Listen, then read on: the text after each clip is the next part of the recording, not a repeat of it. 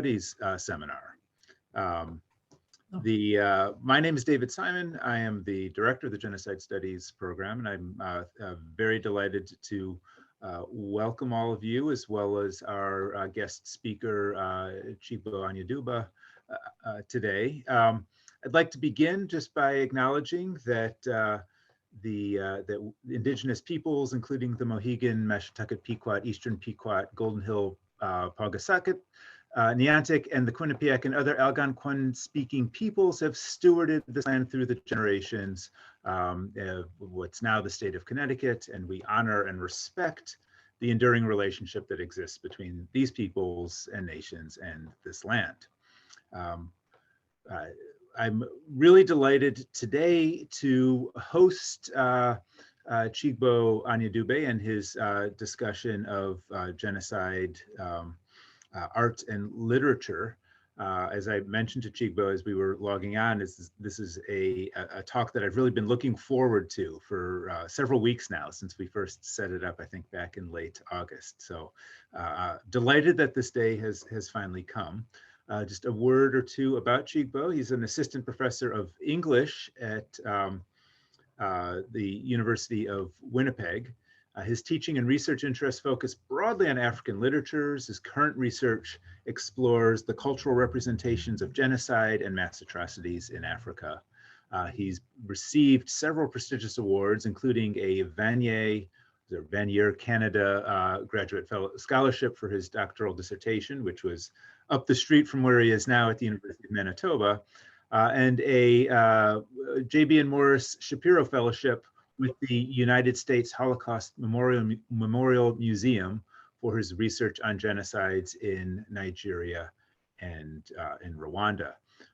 Some of his recent work, his recent scholarship has addressed genocide and hubristic masculinity in Adichie's Half of a Yellow Sun, and another article, Genocide and Post-Colonial African Literature. His presentation today I'll let Chigbo introduce it properly, but it will pertain to an exhibit, I believe, that unless your plans have changed, but an exhibit of children's drawings at the U.S. Holocaust Memorial Museum, and what those drawings and their placement and their interpretation, implicit interpretation, says about the representation of genocide in Africa. I'll let Chigbo describe it because he'll do a much better job than I will and actually present it. Like I said, I'm delighted to have you here online. Wish it could be in person, but we'll have to save that for a future year. So very glad you could join us, and I'll turn the floor over to you. Thank you so much, David. Actually, I changed my talk, so. Okay, good. That is well within the rules. And by the way, I should add, having introduced you, just one format note. We've invited Chigbo to talk for 30, 40, 45 minutes or so, and then we'll have plenty of time for questions and answers after that. All right. So thank you. After I saw the title of my talk on the website, I thought, yeah, maybe I should speak more broadly to that title instead of the children's drawing by Darfur children. But let me share my slide first.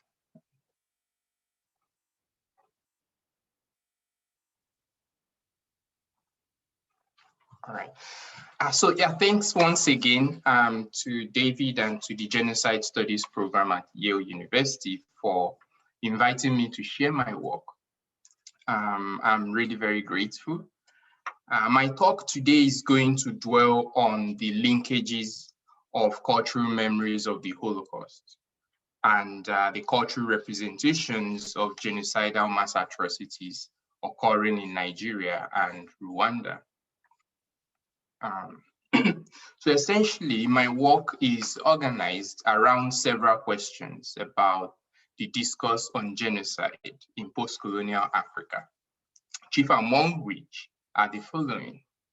How is it that in literature, film, and the media, The cultural memories of the Holocaust are often deployed as a trope for projects designed to represent and memorialize genocide in some African contexts. What are the implications of reliance on this trope for both the representational accounts and for our understanding of the events themselves? So in my work, I am mapping the various intersections linking Holocaust memories to representations of post-colonial, representations of genocide in post-colonial African contexts. I hope to use this mapping to suggest that the Holocaust is an important point of reference for African writers and other artists attempting to make sense of genocides perpetrated in Africa. In ways both productive and distorting, the Nazi genocide of Jewish peoples has provided writers with the rhetorical and conceptual tools for articulating genocidal suffering in Africa. As I will go on to elaborate shortly in the context of Nigeria and Rwanda, I think that the nexus of African traumatic memories and the Holocaust has seriously complicated representations of African genocides.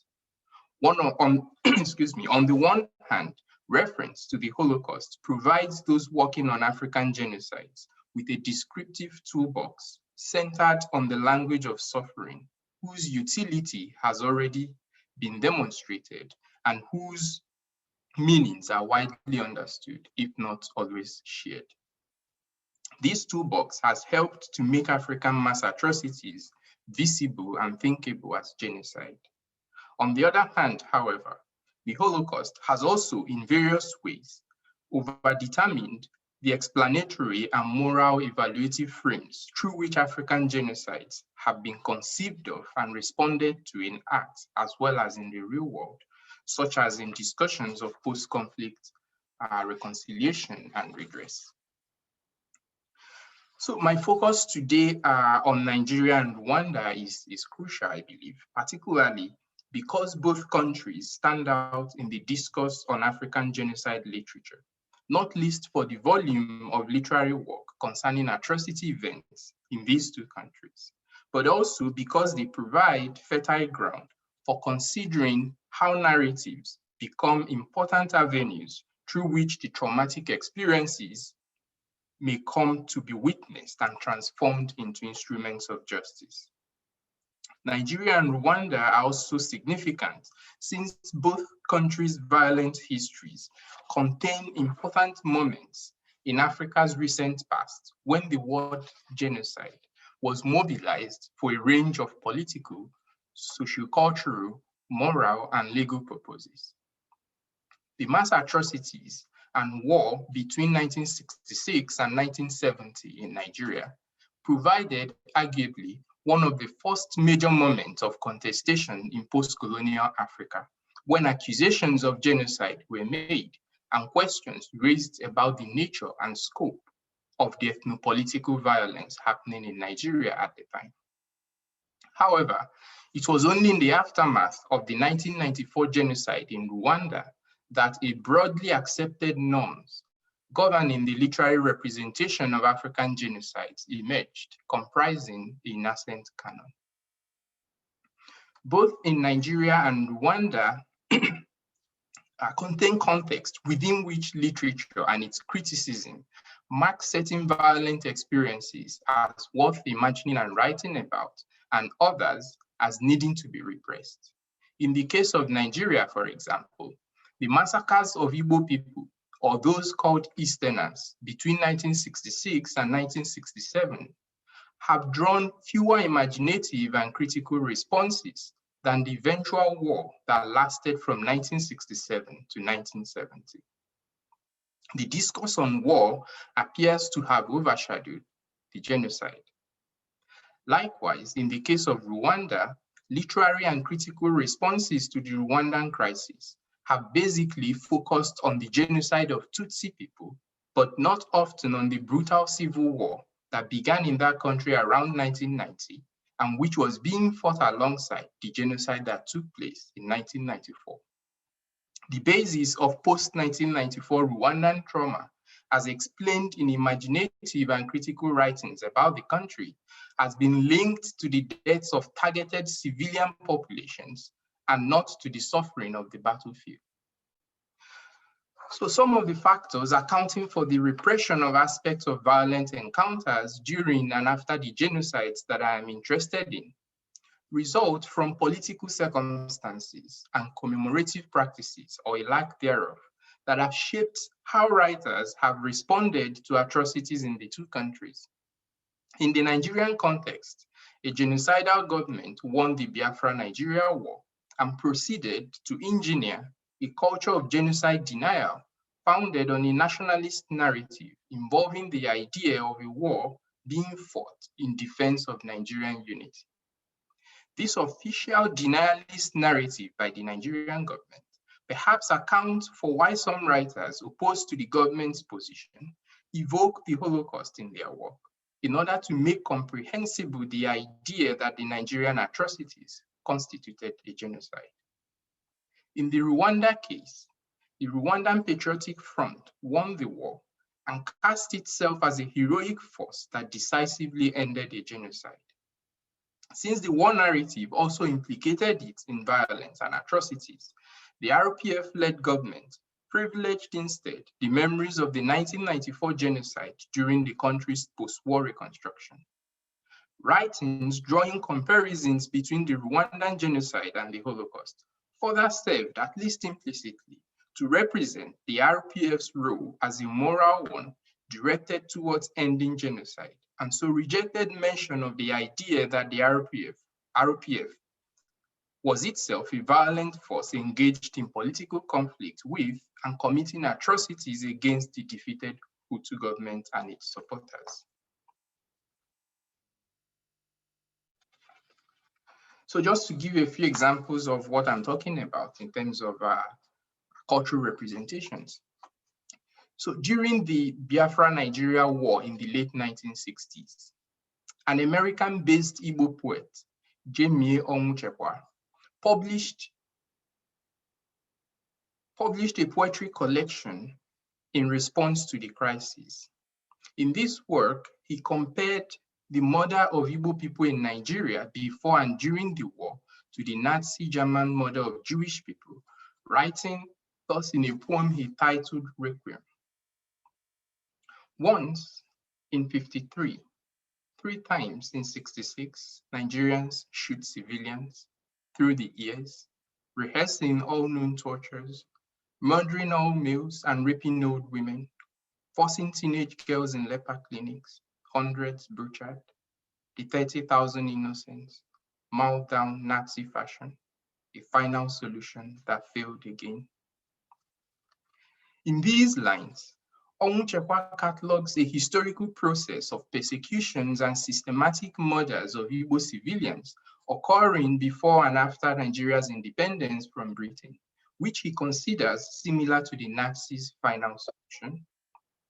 The lines, a final solution that failed again, encapsulates the poet's defiant view that Biafra will survive the genocidal onslaught from Nigeria. The poet does not intend his funerary song in this poem to mourn the demise of Biafra. Rather, he intends it at the time as an oration to the murdered innocents whose deaths envisioned in his book as sacrifice are propelling the emergence of a Biafran nation, similar to the state of Israel rising from the ashes of the Holocaust following World War II. However, by the time Onwuchekwa's collection appeared in 1970, Biafra had been defeated and no African Israel resulted from the genocide of Igbo people.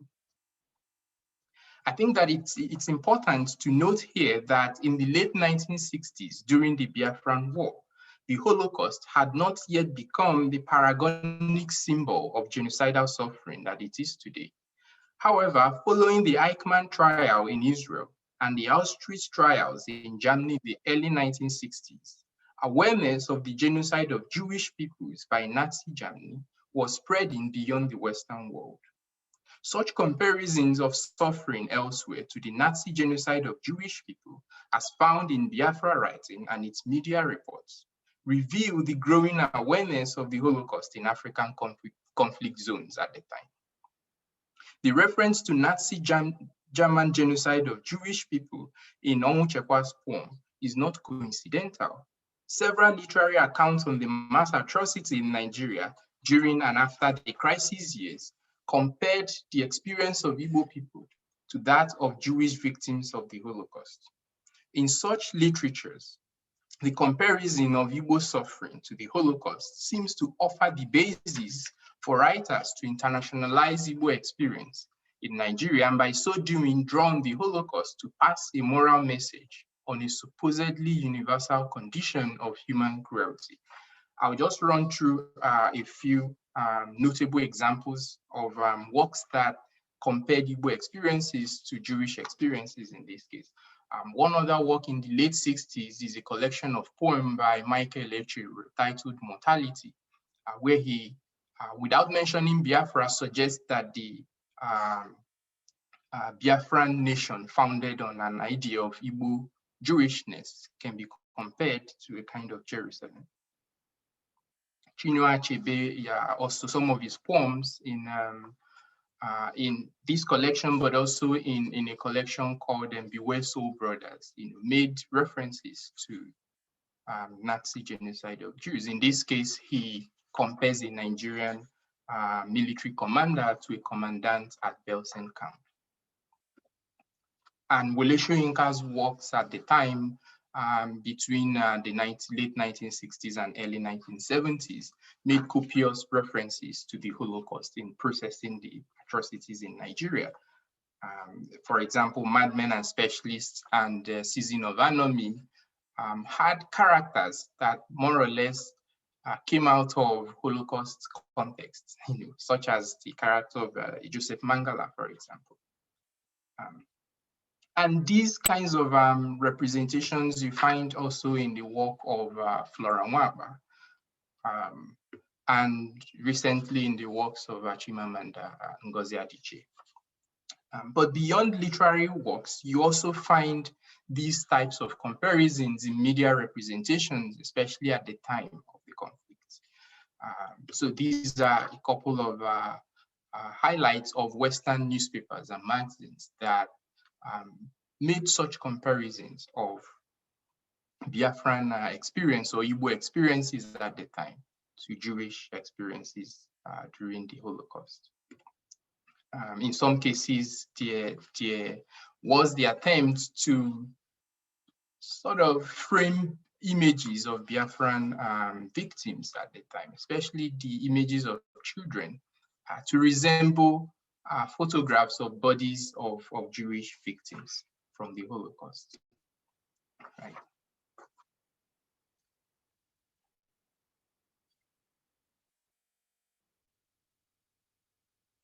And interestingly, when I was at the US Holocaust Museum, I found that it wasn't just one-sided. Some survivors of the Holocaust who were interviewed in the 1980s, when the museum was being set up, were asked questions regarding their experience. And interestingly, they made connections to Biafra. And I thought that it would be interesting to explore Biafra or even the Rwandan genocide in how some Holocaust survivors represented or remembered their own experiences. And for example, a survivor known as Cecil Klein-Pollack is quoted as saying, "Look at me and you will know it was no hoax. Look at those pictures and you know that they are not from Biafra. What they are trying to say now, they are from Auschwitz." And that's responding to a question that actually doesn't have so much to do with that response. And you have a lot of examples like this from Holocaust survivors. This is another one by Ernest Glaser. So, "You were probably too young to remember, but in Biafra, there was a very similar situation where I think, and I forget as to who they were, but one class of people in the country who were the merchant class and better educated, and they were really in many ways the Jews of that area, were picked on as a scapegoat, and there was a Holocaust, right? So, and you have several examples like this that suggest the earlier one I quoted. I think these are the pictures that the survivor was referring to. Yeah, so these kinds of connections are at the same time referring to stereotypes of Jewishness in relation to an understanding of Igbo identity in Nigeria. I found very interesting. But my work is not essentially on how Holocaust survivors are trying to make sense of the experiences through other experiences of genocidal mass atrocities, as it is more how African cultural texts represented these experiences by processing them through Holocaust memories. So in many of these examples, I think, the comparison of Igbo or Biafran suffering to the Holocaust, as I suggest in my work largely to decontextualize and depoliticize the writer's message from its local setting, invariably transforming it into a moral message on a universal human condition. Writing in his book, The Biafran War and Postcolonial Humanitarianism, Lars Harten focuses on Western but mostly American media representations of the Biafra-Nigeria War to show how Biafran humanitarian advocacy and Western media reports of the war compared the suffering of Igbo people or Biafrans to that of Jewish people caught up in the Nazi genocide. Such comparison of Biafra to the Holocaust, according to Harten, served to make both events visible in distinct ways, while at the same time rendering aspects of both violent phenomena invisible. While on the one hand, the Holocaust provided an analog conducive to comprehending Biafran suffering as genocide, images of Biafran suffering provided Western audiences at the time with striking visuals of the suffering and anguish inflicted on Jewish people by the Nazis. Such comparisons, according to Harten, contributed to shaping the Nazi genocide of Jews into the Holocaust, in which the murder of European Jews ceased to be one entry on a long list of Nazi crimes, but became instead the historical and symbolical core of a new understanding of National Socialist rule and the Second World War.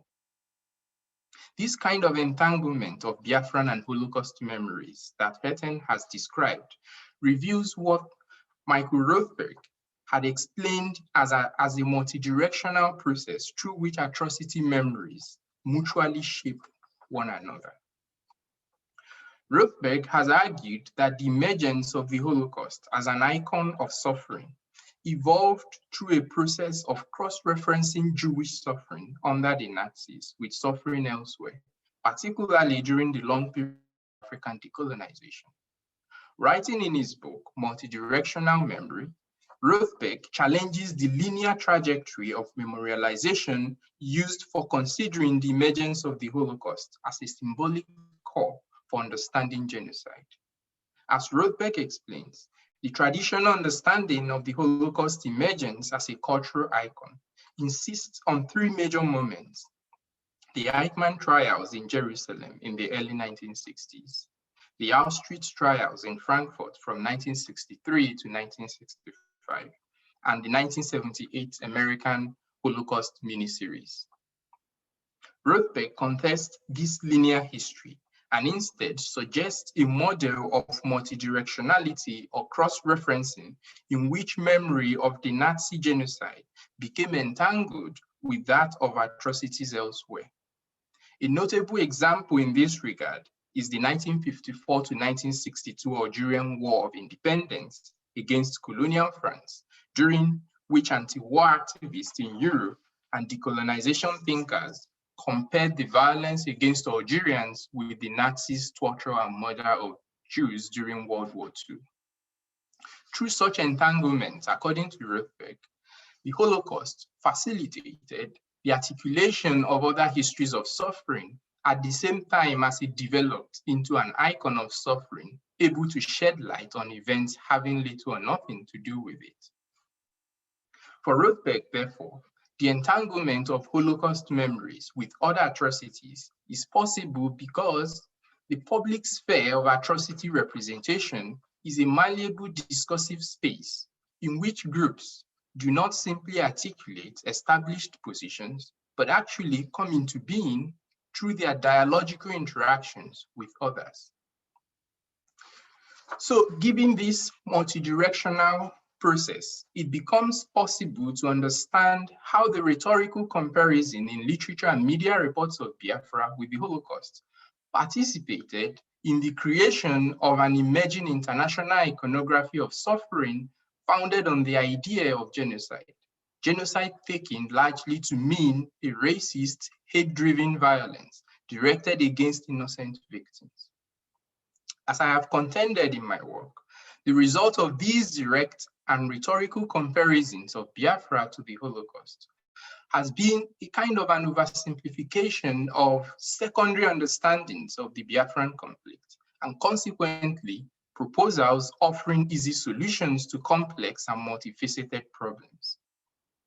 By subsequently comparing Biafran suffering to Jewish experience in media representations and in literature, both histories become deterritorialized and effectively reduced to a series of narrative acts focused on making atrocities public and on depoliticizing conflicts so as to privilege a more narrowly moral humanitarianist agenda.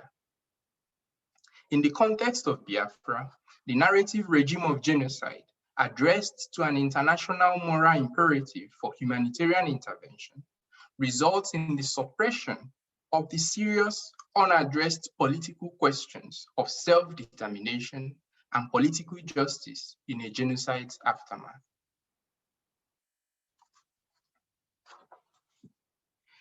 In the case of Rwanda, comparisons of the 1994 Rwandan genocide to the Holocaust are even more telling in literature and other media.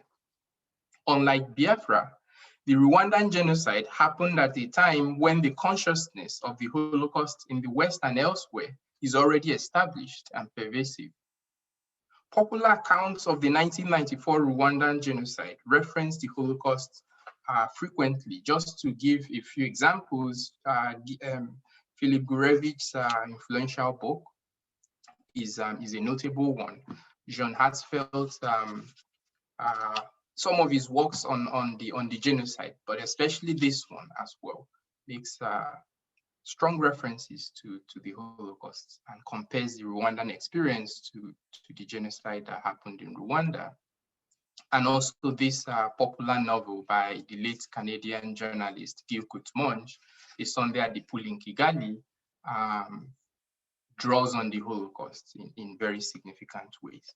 But beyond the works produced by Western writers and artists, works by Africans themselves show the same comparative tendencies. For example, in Boubacar Boris Diop's influential novel, Murambi, the Book of Bones, cultural memories of the Holocaust pervade the whole atmosphere of the story. Several characters in the novel seem to emerge not specifically from Rwanda's historical context, but from the Nazi death camps. For instance, the nihilist Dr. Joseph Karekezi in the novel is arguably the literary offspring of Nazi Dr. Joseph Mangala. Similarly, Paul Rusesabagina's genocide memoir, An Ordinary Man, references cultural memories of the Holocaust, setting it against a Rwandan genocidal context, wherein the capacity for human good and evil may be rethought. Through citations of Nazi atrocities in Europe and their representations, Rusesabagina's memoir seems intended to acknowledge the banality of human virtue, ostensibly establishing a dialogue between itself and such relatively more pessimistic historical accounts of the Holocaust as Christopher Browning's Ordinary Men, as well as Hannah Arendt's notion of the banality of evil. And there are some other examples, by even Rwandan writers themselves. One is a novel titled The Past Ahead by Gilbert Gattori. and another is a memoir by a genocide survivor, Clementine Wamaria, which was published just a few years ago.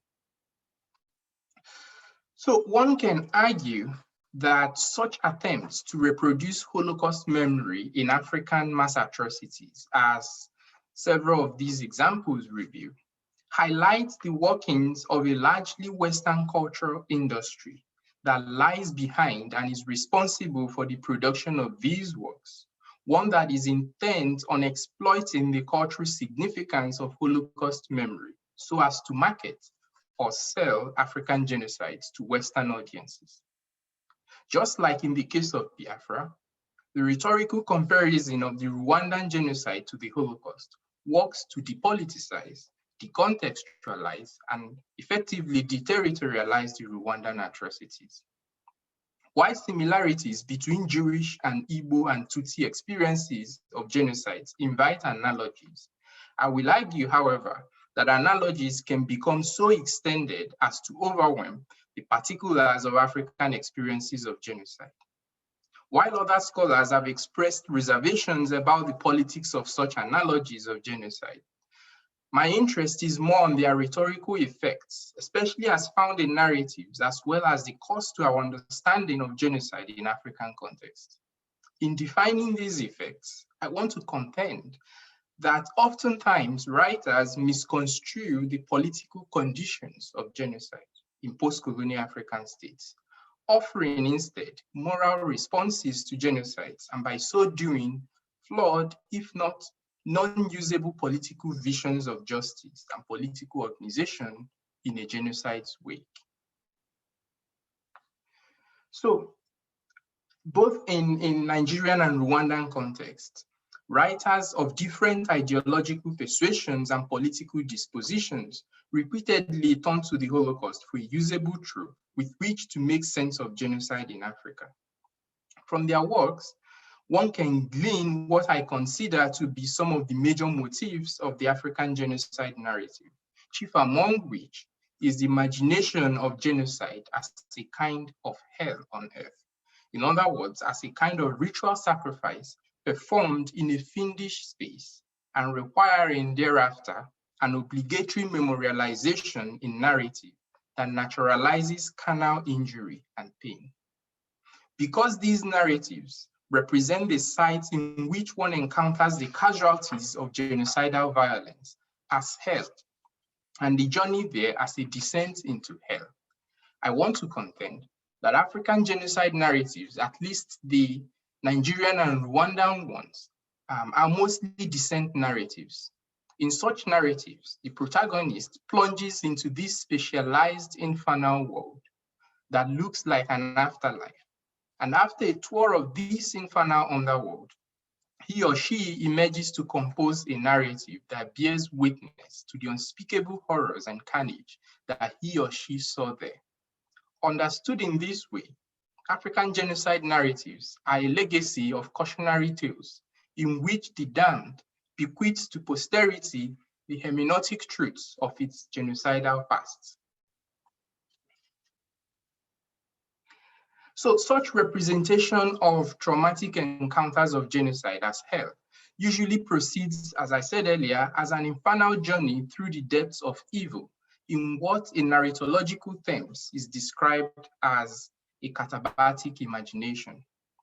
This motif can be found deployed in several novels dealing with mass atrocity experiences in Nigerian and Rwandan context.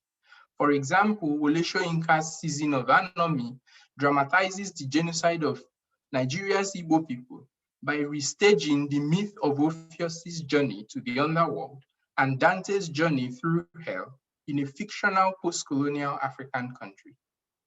The encounter with genocidal atrocity happens in hell, and the writer who witnesses hellish horrors emerges afterwards with a richer, more nuanced moral awareness. Similarly, in Diop's Murambi, The Book of Bones, the writer witnessed to genocide journeys through massacre sites, which he understands as an encounter with hell. He returns afterwards, declaring a commitment to write the horrors of genocide as a moral imperative. And we find related depictions of encounters with genocidal atrocity as journeys through hell in other works. I've given the example of Adichie's characterization, for example, in Half of a Yellow Sun, of Richard's encounter in Biafra, or Ugu's experience of warfare, and Olanna's visit to northern Nigeria just before the massacre occurring there take place, as well as in Gil Kutmon's characterization in A Sunday at the Pool in Kigali of Bernard Valcott's exposure to genocide in Rwanda, among several other examples. So this framing of genocidal encounters as journeys through hell shows that African genocide literature has largely been evolving as descent narratives. While the descent narrative is not peculiarly absent in African literary traditions generally, the particular instances of this trope in post-colonial African genocide literature shows evidence of the influence by post-World War II Western descent narratives, themselves largely shaped by Holocaust writing. In her book, Hell in Contemporary Literature, Rachel Falconer argues that the hell trope or the descent narrative is popular in Western writing and that it evolved to occupy a central place in Western literature following World War II. Although this trope is a very ancient one, according to Falconer, the difference between its articulation in ancient literature and in post-1945 narratives is that while the descent to hell still functions as a quest for knowledge, reparation of loss, or superhuman power, the descent occurs within a context which, unlike their classical predecessors, is already understood to be infernal.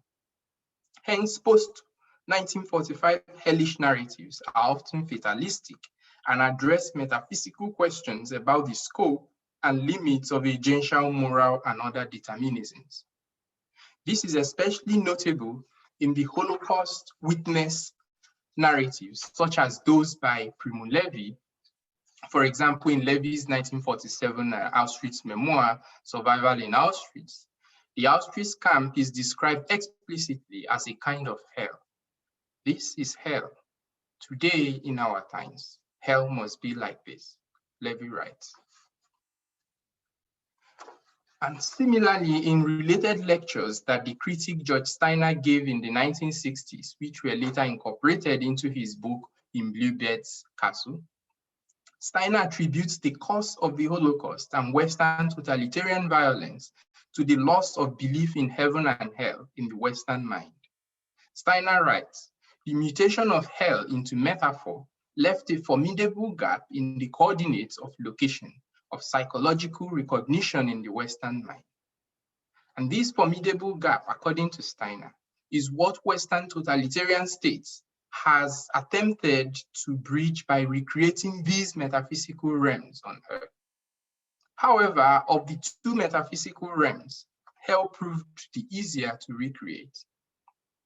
So Steiner links the Nazi death camps and ancient Western conceptions of hell, noting that the concentration and death camps of the 20th century, wherever they exist, under whatever regime, are hell made immanent. They are the transference of hell from below the earth to its surface. Steiner's claim about hell's immanence in modern Western mind and history was not unpopular, at least among Holocaust survivors, as several Holocaust memoirs and testimonies reveal. So such iconographies of hell have continued to define popular and artistic imagination or understanding of exterminatory violence in Africa to the present time. Consider, for example, the titles of Samantha Power's book, A Problem from Hell, or the title of Canadian Romeo Dallet's memoir, Shake Hands with the Devil. Also in the early 2000s, the US Holocaust Memorial Museum organized an event with Romeo Dallatt as a guest speaker. The event and the subsequent documentary film resulting from it were thematized as A Good Man in Hell, General Romeo Dallatt and the Rwandan Genocide. So basically, my point is that though in writing genocidal atrocities in Nigeria and Rwanda, writers may inscribe the Holocaust with the best of intentions. The works in which they do so and their habit of perceiving these events as moral rather than political acts often ends up obscuring rather than illuminating the distinctive historical circumstances that precipitated genocide in these post-colonial African contexts. So I think I will stop here for now. I'll be happy to hear your questions and respond to questions and hear your comments. Thank you very much for your time. Thank you very much, Chigbo. That was really outstanding and thought-provoking. Timing-wise, that's perfectly set up. That's the almost 40 minutes on the nose as we had proposed. Substance-wise, I was ready for more. I thought there's clearly plenty more to address, and that's just fine. That gives us as a seminar a lot to address and a lot to talk about. So I will remind participants that we have this on webinar view so that I can't see everyone all at once. Maybe the best way to capture my attention in terms of having me call on you to ask a question is either to post something in the chat, or I think we have the raise a blue hand feature. I have the participant list visible, and I can turn off your mic and turn on your mic and have you ask your question. But while all of you are cogitating and absorbing, maybe I'll start with a first question for Chigbo, which is just about, one thing that interested me was the hypothesis that somehow the self-determination narrative got lost in the representation of the violence against the Igbo, whether it was war or genocide.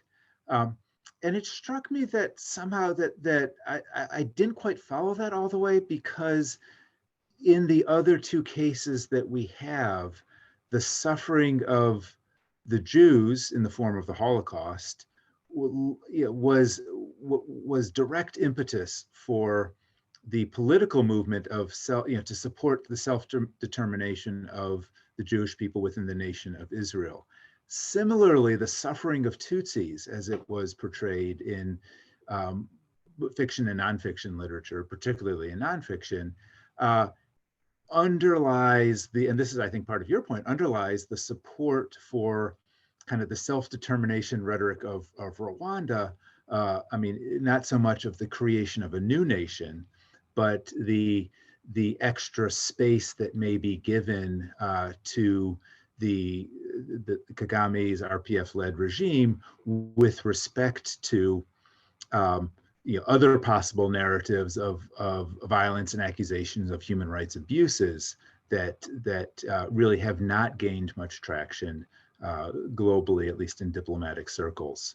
But yet, what you've shown for us are these stories of these narratives of suffering of the Igbo people that have not been translated into narratives of or a project of political self-determination. So I wanted to push you a little bit on that particular question to ask, what politically or contextually, is it in the literature, is it in the political context, why is it that this Igbo, it's not that the Igbo, in other words, it's not that the Igbo suffering went unnoticed, but somehow it did not translate into support for the self-determination project as it did in the other two cases. Thank you so much for this insightful comment and your question. I think that, well, there's no correct answer to this question, except that part of what I'm trying to call attention to is the ways that narratives could actually propel these kinds of responses, right?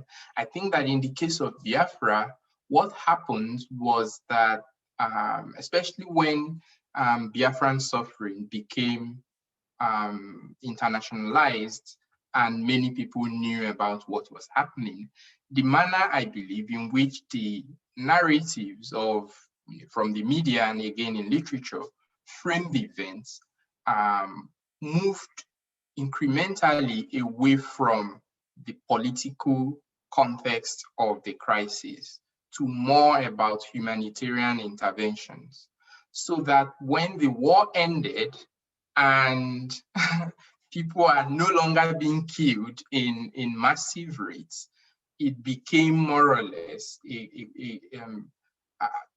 a victory for the government that the crisis is over and nobody is being killed. But then the political preconditions of the crisis in the first place became ignored, creating other forms of crisis. But I want to be sure that I'm not trying to make a point that self-determination narratives are the way to go, right? As against to call attention to these processes, especially of meaning makings that emerge from narratives and cultural representations, and the way these kinds of representations could inform how we come to make sense or think about or respond to mass atrocities occurring in African conflict zones. The Rwandan example is also very telling. So now, because of I think similar humanitarianist kinds of narrative also played important role that gifted the RPF-led government with the almost not a lack of opposition, there's strong opposition against it, but not outside of Rwanda in the way that you have or one would have expected position against a dictatorship. And that's because there's a largely humanitarianist narrative, I believe, that shaped how people came to understand the role that the RPF played, especially in casting itself as the decisive force that ended the genocide of Tutsi people. And I would just add on to that, that the sort of exception that supports the rule was that the initial reaction to the genocide was to support the people fleeing Rwanda, even though they included the architects of the genocide, because that was the recognizable humanitarian catastrophe. And it's really only, I think Gorovich's book comes out in '98 or so.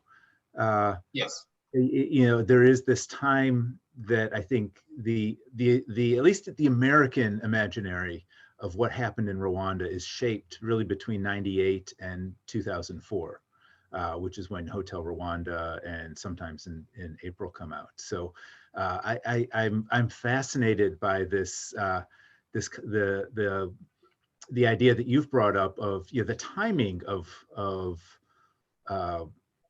the narrative creation and how that really plays in a part. We don't often think of that. We think of what we have.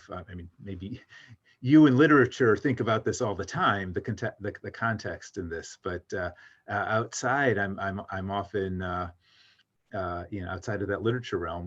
There's a tendency, I think, to sort of take the narrative for granted. So I'm very appreciative of that. I wanted to call on Meredith Shepard, who has joined us. Great to have you here, Meredith. And please go ahead and ask your question. Thanks, David. And thank you so much for a really, really wonderful and insightful talk. I learned so much from listening. And I had a question about hell and how you're thinking about hell as metaphor, as imagery, as key term. In the sense that as you were talking, it struck me that the way that hell is being used across these disparate literary texts, it creates this kind of universally literary sense of hell that in a way renders it universally secular, or at least transportable across different religious spaces. And I was wondering if you'd thought at all about definitions or understandings or lack thereof of hell in the indigenous religious cosmologies of the African spaces that you consider? Thank you so much, Meredith, for that profoundly insightful question.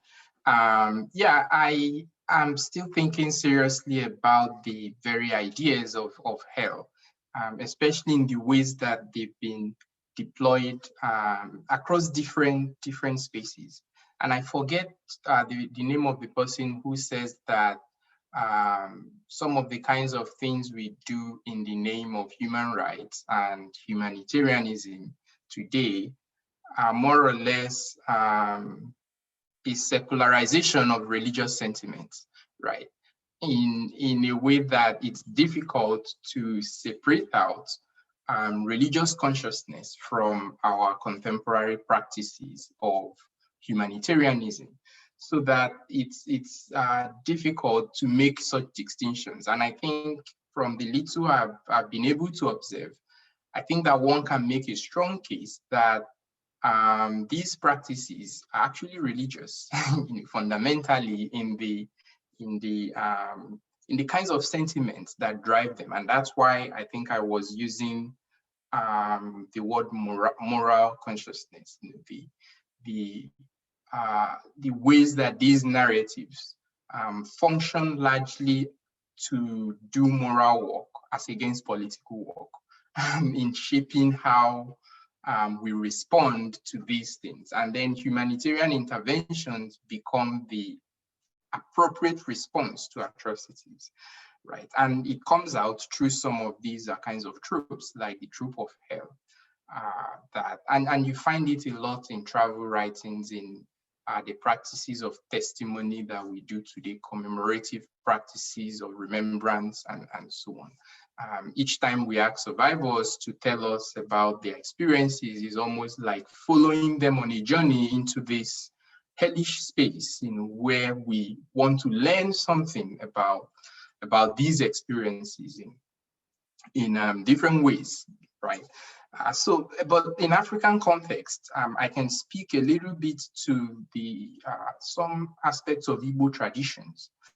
And hell is not an Igbo, it's not in Igbo cosmology, but there's something that aggregates to that, and that is the evil forest that one finds, for example, in Chinua Achebe's work, and in some other works.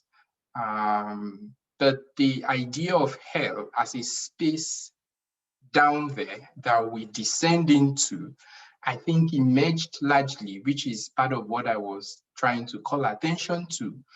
It's shaped largely by Western narratives, the works of Wole Soyinka, as much as Soyinka draws on, for example, Yoruba traditions, the katabatic trope that he uses, they are more of Western descent narrative forms as against indigenous Yoruba narrative tropes of descent.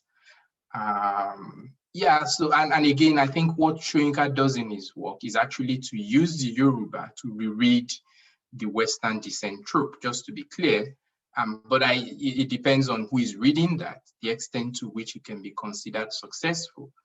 Achebe doesn't really write a lot of fictional works on the Igbo experience. He had some works in the late 60s and early 70s, short stories, and you find some of these tropes, but they are slightly different. He doesn't exactly make use of hell in that sense, but then you find these kinds of descent kinds of movements in the work. But in recent years, I think Adichie's, Chimamanda Adichie's works they show some of these kinds of influences. And I think Adichie herself has been influenced by Holocaust narratives. I think in a recent interview, she actually did say that she used to, as part of her pastime, watch Holocaust films and read Holocaust literatures.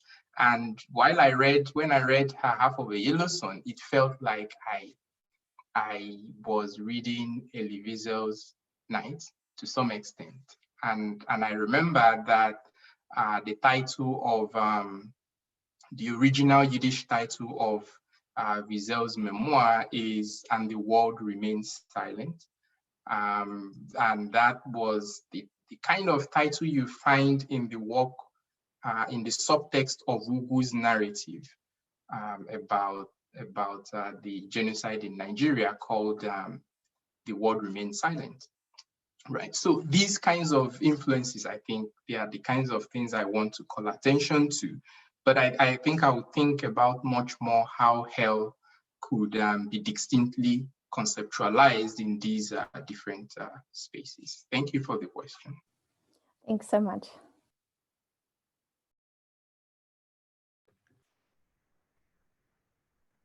Yep, Ben, please. Thank you, Chigbo, for a very thoughtful and, I would say, provocative and therefore I think very useful paper, which I found very useful for applying to other cases. I think you've got a number of different concepts that you're dealing with there that maybe are at odds with one another. And I think that's very helpful to try to sort them out. For instance, Rwanda and Biafra seem to me to be very different cases. The concept of genocide prevention and intervention are also very different operations. And genocide literature, documenting, if you like, the experience of the participants or the victims, is very different from the historical exploration and the sociological explanation of the causes of a genocide. So the literature and the, if you like, the understanding on a more academic level are very different things. And so if I could just try to bring all these different concepts together, it seems to me that the Rwandan genocide happened so fast, although there was a point where I hope intervention could have happened once the United Nations decided not to do so. There wasn't much of a chance for a worldwide popular movement to really push the United Nations to change its mind and intervene, because the genocide happened so quickly. Whereas in Biafra and Nigeria, the war went on for 3 or more years, and there was a chance, and a worldwide movement did happen that could have intervened and stopped the genocide at some point in its tracks. And so there was a purpose, I think, that might have been served by humanitarian intervention. And that brings up the question, was what is the role of literature that talks about the hell or the suffering of the victims, whether it's actually getting to the causes of the genocide or not is hardly relevant at that point, isn't it? I mean, it's really all about mobilizing a case for intervention to stop it rather than to prevent it by analyzing its causes. So I'm wondering, what is your point here in focusing only on literature, which talks, about the imagination, about the experience? Isn't that the wrong place to look at when you're trying to find a body of work that locates the causes and the historical and social reasons for the rise of a genocide? We're not going to find that in literature, are we? But we might find a very valuable motivation in the literature that builds a popular movement for intervention and intervening to stop a genocide. So what my question is, what was the literature, not the literature, but the work that was done in Nigeria to analyze the causes that you say was not done by the literature? Was there an adequate body of work? Is there an adequate body of work that is tackling that problem? And I guess another question from a different angle is, was there a point in the history in Nigeria where humanitarian intervention could have worked, prevent and interrupted the genocide? Wow, that's a lot. First, thanks for this, for your comments and insights that you brought to my work. Where do I begin? I think first, okay, just to push back a little bit on the idea that the genocide in Rwanda happened so fast, and then it was difficult to prevent. I don't think so. The war and the context with the connections with the Biafran context, I think they are to some extent similar. So for the war in Rwanda already began in the 1990s, right?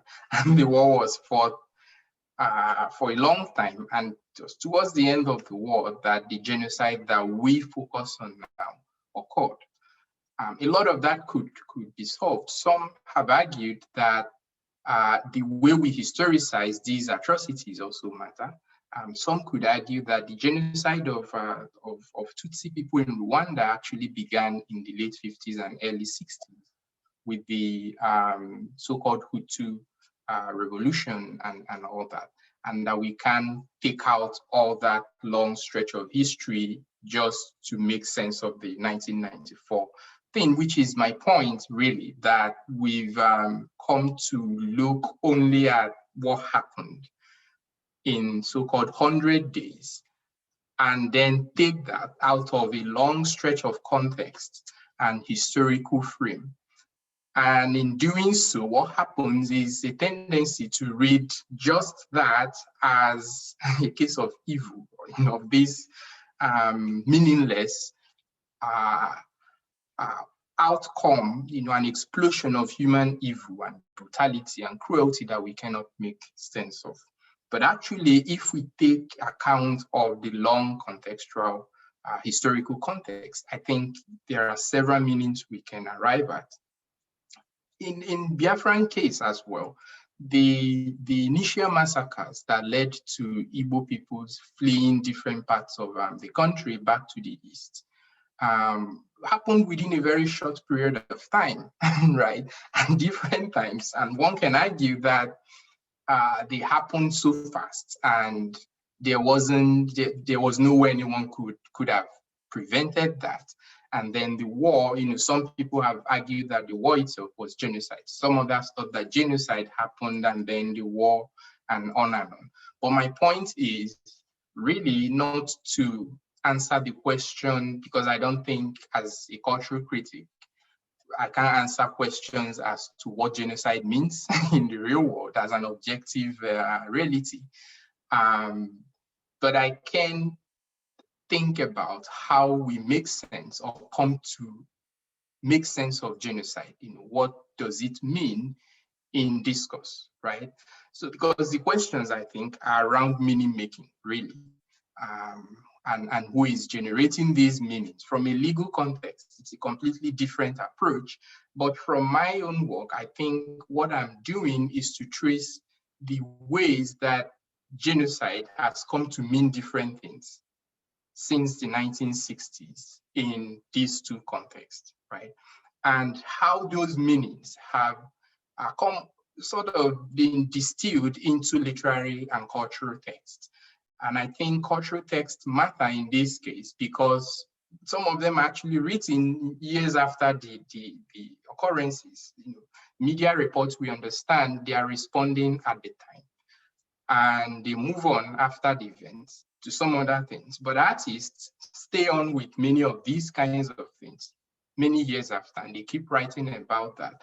And I thought that the kinds of meanings generated, not just through these texts, but also through criticisms of these texts, could help us make sense of how people are thinking about and generating or creating meanings of genocide.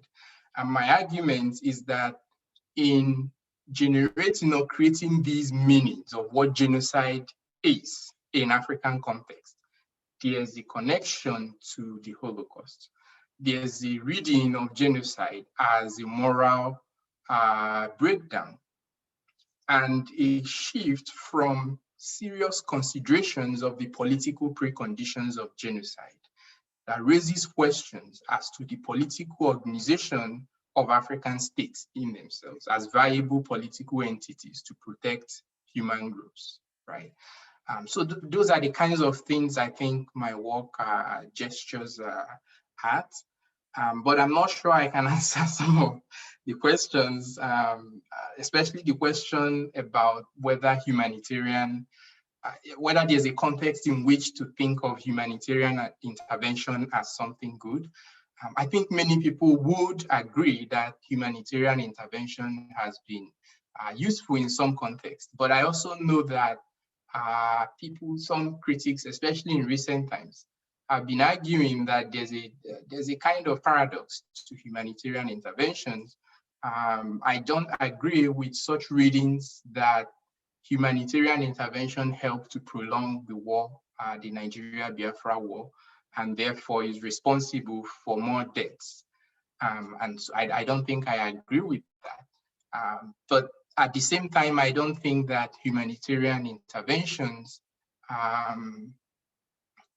as against blaming humanitarian interventionism, I think it's to think of the ways that political agents instrumentalize and shift our attention away from what really matters to some of these other kinds of things. So they exploit the kinds of work that humanitarianism could do.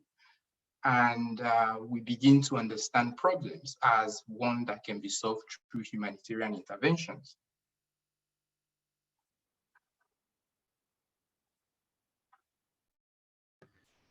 Good. Thank you very much for that. Both the question and the response. I think there's a long and fascinating exchange to be had there, and that's probably just the beginning of it. The floor is, of course, open for additional questions, and I will. Again, you can raise your hand online. You can post in the chat. You can. Physically raise your hand with your video on, and I will call on you.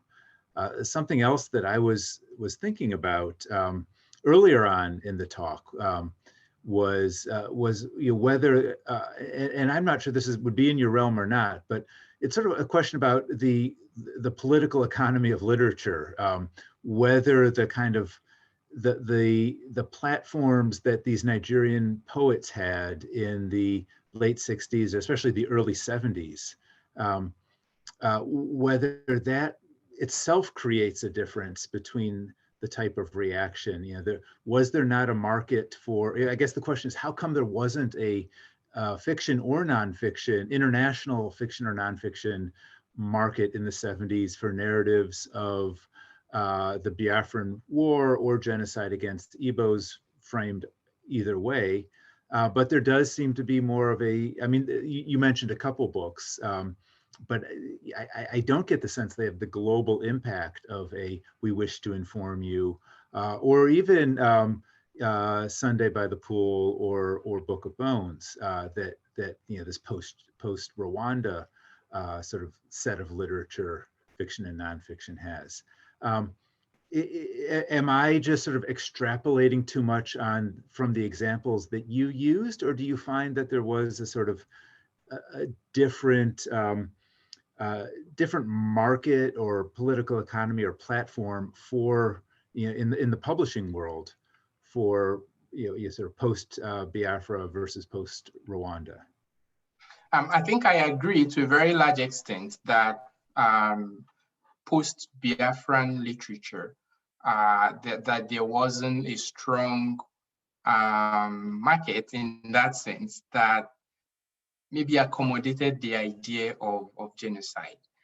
Also given, I think, the roles that especially Western governments played in the perpetration of atrocities in Nigeria, the British government and interestingly, the USSR funded Nigeria very, very significantly to wage the war. And there was a committee set up by the UN in the late 90s to determine if genocide was happening. And the committee visited Nigeria and returned to say that genocide wasn't happening, but that there had been a couple of massacres. And we know how these things work. Of course, they never visited Biafra and they never asked Igbo people questions about their experiences. They visited the Nigerian government. So there was all these kinds of politics happening. But I think much more than that, after the war, I think many people felt that the Nigerian government was going to embark on this massive campaign of extermination to eliminate Igbo people completely. But that didn't happen, at least in the way people envisaged, and that killed the idea that genocide was happening, and the idea of genocide became more or less the Biafran propaganda. And there was exhaustion, I believe, from many quarters to continue that narrative of genocide, especially when that became the basis for seeking self-determination. So many things, I think, came together to work against that. And many Igbo writers at that time, I think, were traumatized. And many of the literatures turned out to be more of these moral messages. The ones I cited, the works by Flora Mwapa and so on. I think these, in our current moment, would have been read as testimonies of survivors' testimonies, but that was not the framework used to engage these texts at the time. They were read as literatures, and many of them weren't published where they mattered, right? And so I think that also tells us the work that Western publishing industry, or the Western, because the cultural capital for pushing some of these things rests largely somewhere. Why is it that the Holocaust became this big thing, but then these other atrocities from African conflict zones barely get visible outside of their immediate local context, right? I think it has more to do, as someone like Jeffrey Alexander would argue, the kind of social process, but also social process that shows a lot of cultural investment and cultural capital to push certain ideas.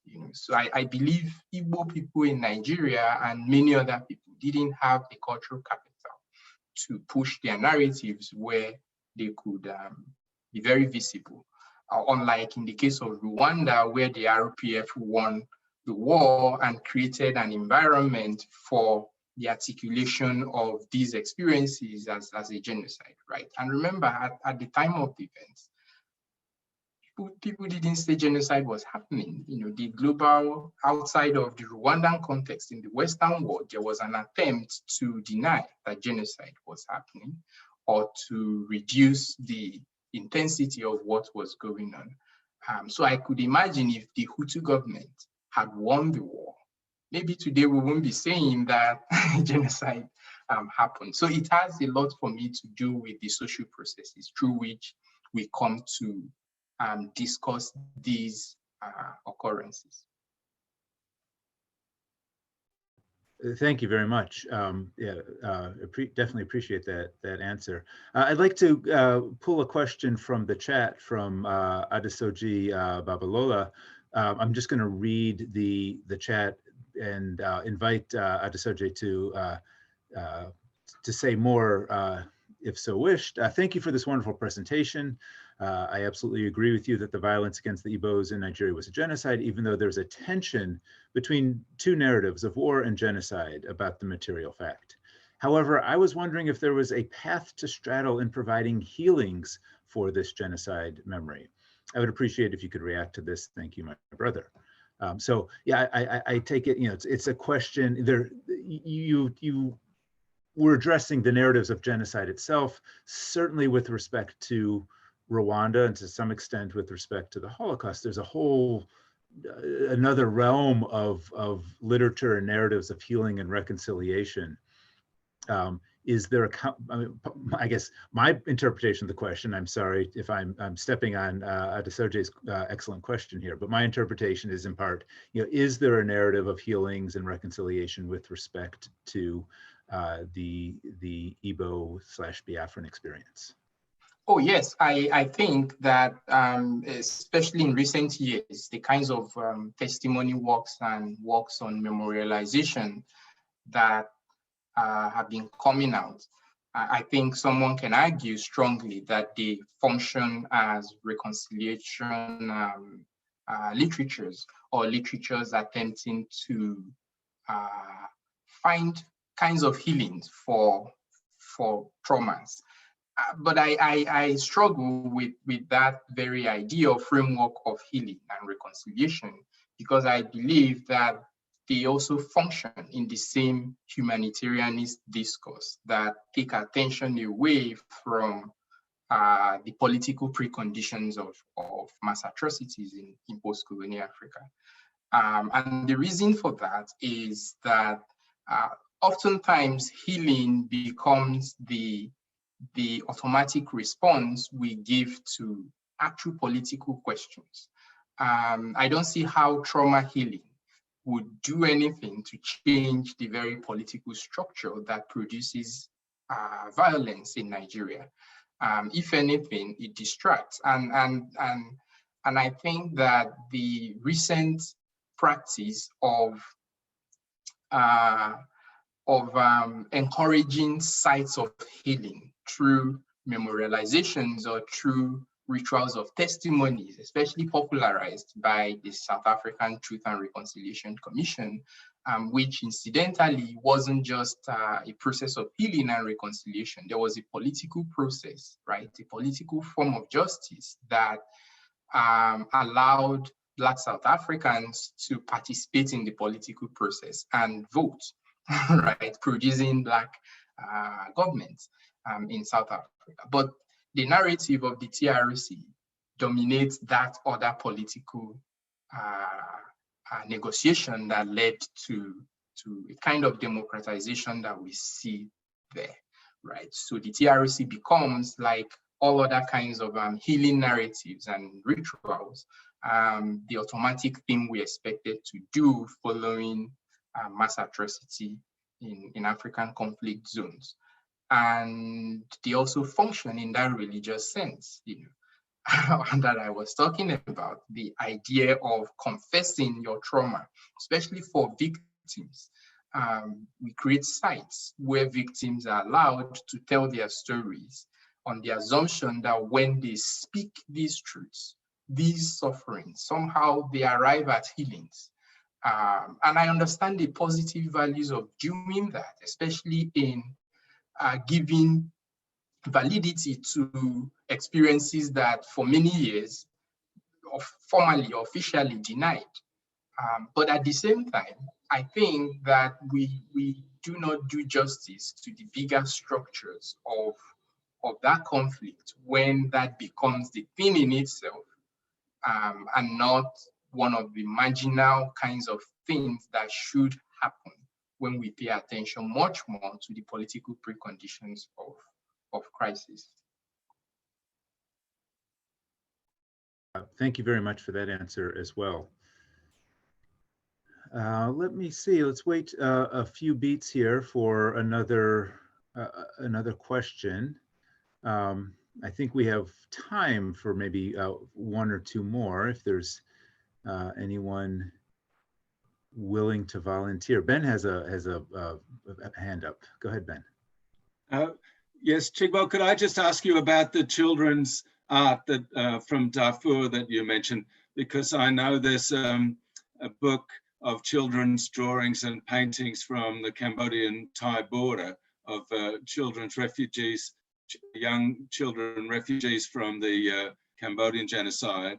And if you're interested, I could get you the reference for that. It would be quite interesting, I imagine, to compare children's art from two different genocides on two different continents. And I'd like to hear about the case that you mentioned. Thank you for your previous answer to my question too. That was very helpful. Thanks a lot. I'm very much interested in the reference to the Cambodian children's drawing.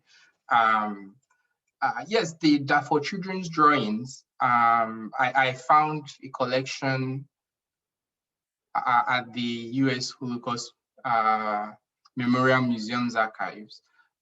But there were also so many hundreds of such drawings in the archives there, and they are fascinating. I think in the early 2000s, between 2004 and 2007, some people, partly from the Holocaust Museum, but also from different other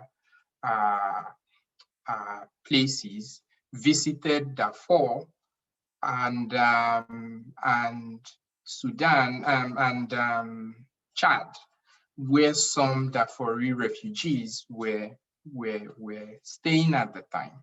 And they met these kids who, I think some of the projects had to do with collecting data and evidence about what was going on. So someone went there and met some of these kids and their teachers and asked them to speak to their experiences, and they insisted that they would prefer to draw and use their drawings to narrate what they felt.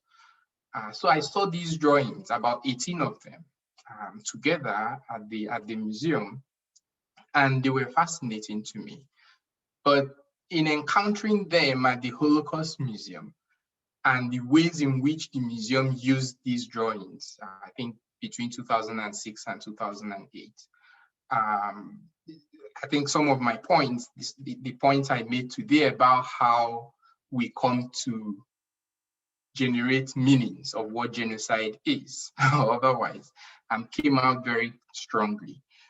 So in the museum, these drawings sort of become genocide drawings or humanitarian drawings, attesting to experiences of genocide by these children. And many of the drawings catalog, people fleeing, children running away from home, and the kinds of violence unleashed not just on the human, but also on the physical spaces and the natural environment. Very powerful, provocative drawings. Yeah, so that was the context of the drawing, and my reading of these drawings at the same time as I tried to focus on the kinds of narratives that these kids could have been using the drawings to tell.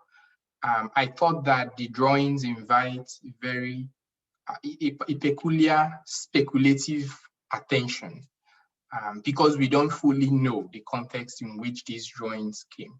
And the only available context to us when we encounter these drawings at the Holocaust Museum is the context of the Holocaust, right? And the ways that the museum uses these drawings to tell stories about genocide and tell stories about these children's experiences of genocide. And they align very well within the testimonial traditions that we've come to understand today, say from Anne Frank's diary and other Holocaust children's kinds of testimonial works. Yeah, but thanks. I'm very much interested in following up on the kind of connections of these drawings to some other children's drawings of atrocity. I'll get you the reference. Thank you. All right. Yes, and thank you. We had talked about, you had sent over the sort of abstract of that talk when we first initiated this, and I thought, oh, that looks great, and I hadn't realized I hadn't tweaked the title that we'd promised. So I appreciate your adapting on the fly And now I know what we can, when we invite you back, when it's possible to come in live and in person, what we can have you talk about, because there will certainly be a whole new audience for that talk as well. Unless there are any other questions popping up at the last minute, I'm a little bit like an auctioneer here, sort of going once, going twice. But I will then initiate the process of thanking you. Chigbo, I had mentioned at the beginning, I had been looking forward to this talk for many weeks, and at least from my perspective, you did not disappoint. This was wonderful. It was. I always appreciate the chance to kind of break outside my social sciences constraints and try to put on a humanities hat. And whereas I feel like you're very comfortable in both realms. You're writing from a humanities perspective, but you're definitely cognizant and appreciative of these kind of social science elements as well. And that's frankly, one of the things I most appreciate about this field of genocide studies is the way that it transcends disciplines and even the sort of the mega disciplines of humanities and social sciences. So I very much appreciative for the work that you're doing, and looking forward to hearing more of it. For everyone else that is here and that logged on to hear this talk, thank you for coming. This is our last GSP seminar as such of the terms. The light keeps on going off behind me here, the automatic timer there. That's the sort of flashing lights in my background. But I do want to let everyone know that we have next week, in case there's nothing else happening next week, a 2-day seminar, a 2-day symposium with 4 panels and 2 lectures addressing the legacy of the Dayton Accords. You can find information about that on the Genocide Studies Program website, and as of shortly, our Facebook page as well. But I mentioned that because we have an audience here, but I don't want that to be the final note. I'd like the final note to be, once again, thanks to Chigbo for a fascinating talk. And I hope we can do this again sometime. So with visual claps, and for those of you who aren't visual, we'll just assume that you're clapping along with us. There we go. Thank you, Benjamin. And Chigbo, if you could, we'll close this session, but if you wouldn't mind staying on for a second, we can chat just a second there too. All right. Yeah. Thank you, everybody.